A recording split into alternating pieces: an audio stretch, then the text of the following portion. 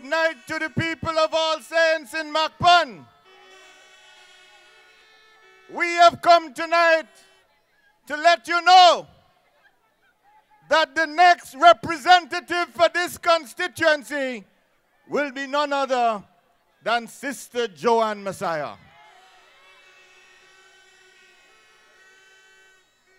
Sister Joanne Messiah, you will hear, is caring. She's capable and she's committed.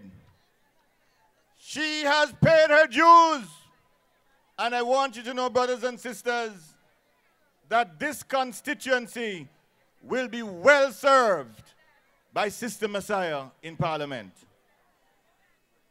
I also want to commend my brother Namba as he spoke tonight, outlining the various projects and processes and the progress in the constituency of St. Paul.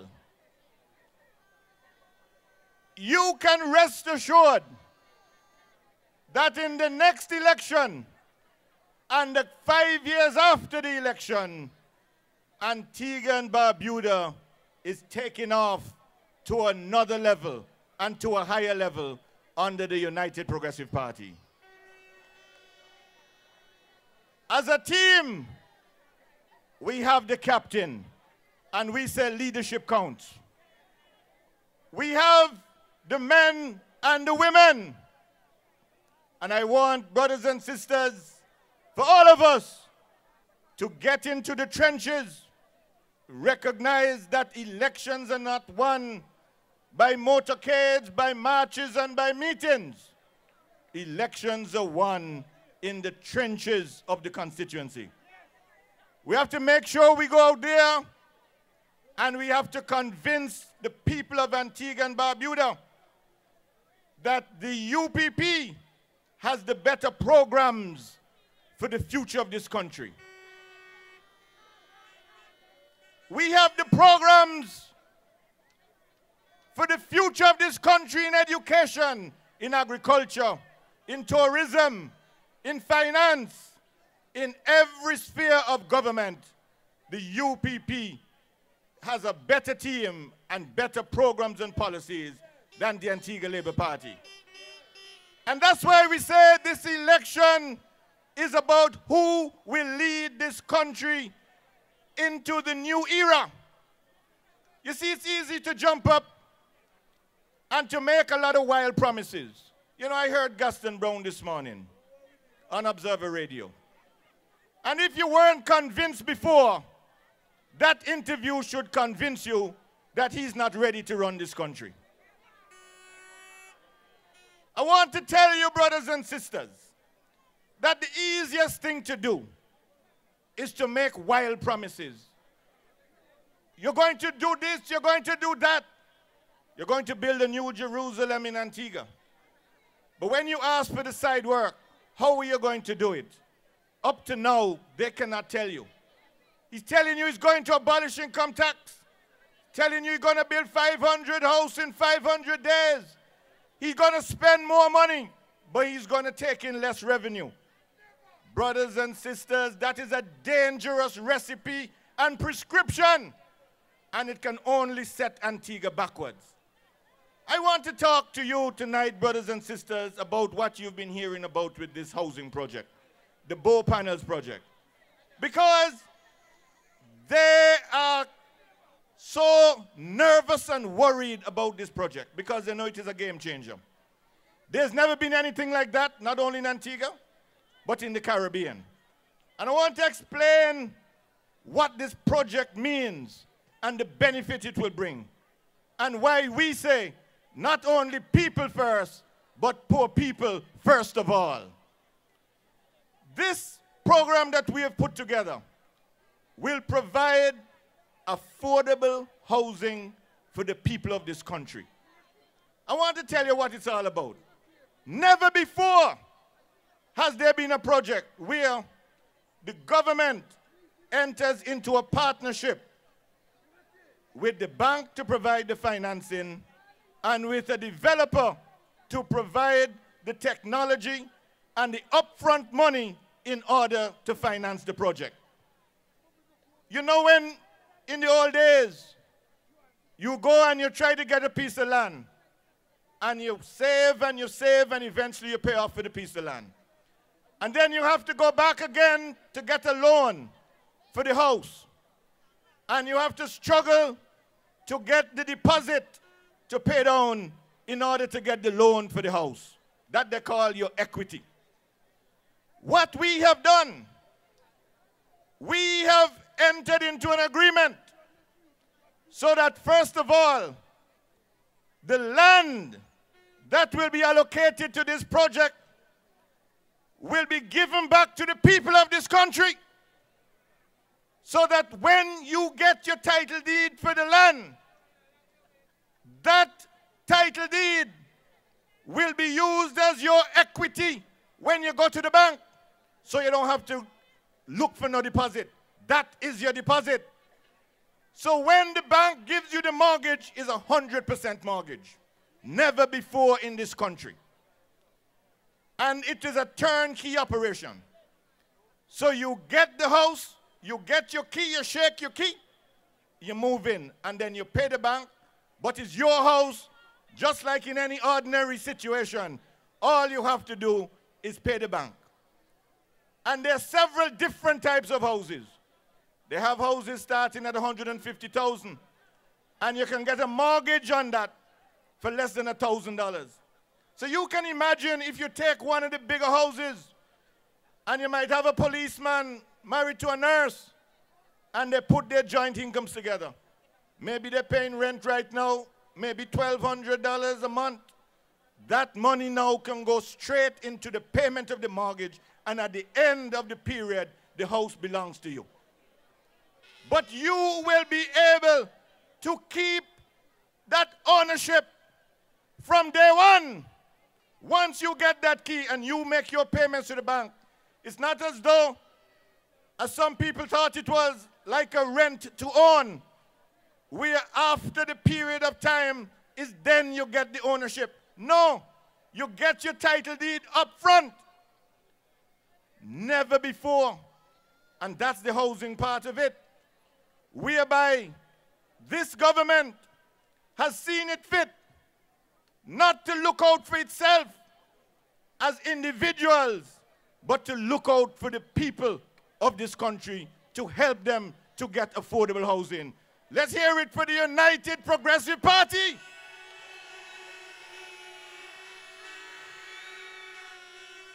You know the amount of people who have already gone over there. They have already gone over. It's over 1,000 people have already signed up to say they want one of those houses. It giving the Labour Party headache, backache, all kind of ache, because they know that this will bring a real benefit. So they criticize it. And Gaston Brown is saying that he is going to kill that project. He's going to kill that project because what? He does not care if you benefit from this housing program. Because he didn't do it, it mustn't happen. But I want to tell you another part. Because apart from the housing aspect of this project, we have negotiated a factory to manufacture these panels. And when we manufacture these panels, they are not only going to be used for residential construction here in Antigua.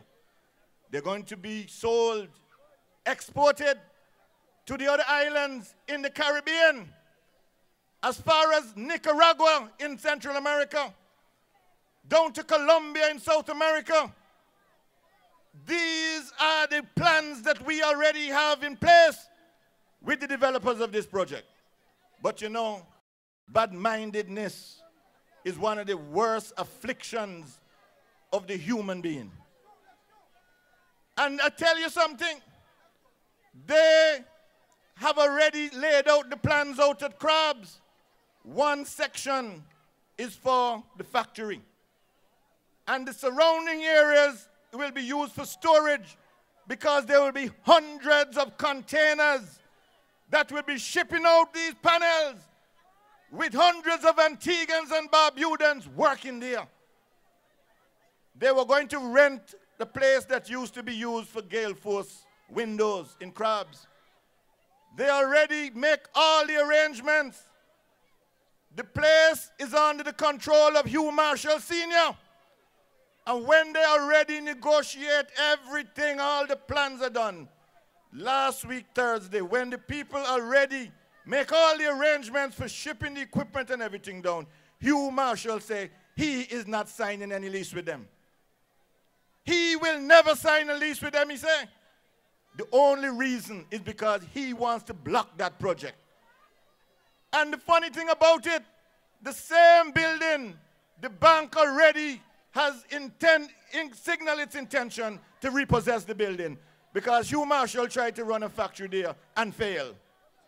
And so they owe the bank, and the bank is out to take back the same building, but out of raw bad-mindedness, he refusing now to sign the lease so that that factory can start.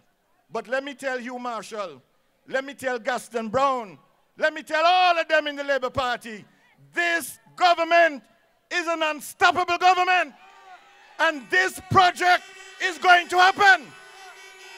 You can jump high, you can jump low, you can be bad-minded like Satan. You can't stop the progress in Antigua and Barbuda under Baldwin Spencer and the UPP. Now, just let me show you a little thing here. Now, you see, I want to show you the difference between the UPP and the ALP when people tell you there's no difference. Whenever we meet with people who come here to invest, they will tell you nobody begging them for no 5% cut, no liquor under the table deal. In fact, the man who is behind the investment, a man by the name of David Kendrick, he was on the radio, he said, this project could have been in another island. The reason why they left that island is because corruption. Somebody wanted to dip their hand in what don't belong to them. He came to Antigua, and when he moves around from Antigua to the other islands, he tells them, the reason why I decided to stay in Antigua is because of the integrity of the government of Antigua and Barbuda. Nobody trying to shake him down for no money. Nobody want to kick back. And he said that's how we do business, straight up. So when we do business, it's straight up business. Secondly, we always try to see how we can involve the people. Now look at this. In the housing project, the government has a 25% interest. So any amount of money make out of this, 25% going into the treasury to help the children in school, to help the sick people in hospital, and to help the people of this country who need help. And then when it comes to the factory, we negotiated a 33% interest in the factory. So when all those hundreds of containers going to Nicaragua, going to Grenada, going to St. Kitts, 33% of any money that make out of that into the treasury for the benefit of the people of Antigua and Barbuda. They can't take it, so they bad talk it. They say they're going to kill it. No.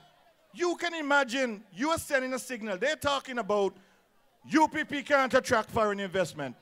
Yet, we get good investment here, and the first thing Gaston Brown can say, he's going to kill the project. He's going to kill it. That's the signal he's sending to the world. Who you think going to invest in any government like that? And then they up and down, they had Tanny Rose. They cost white people. The same white people that they say they want to invest, them up and down the place, cost white people. And then he on the radio, he cost foreigner. And then they say they want investment.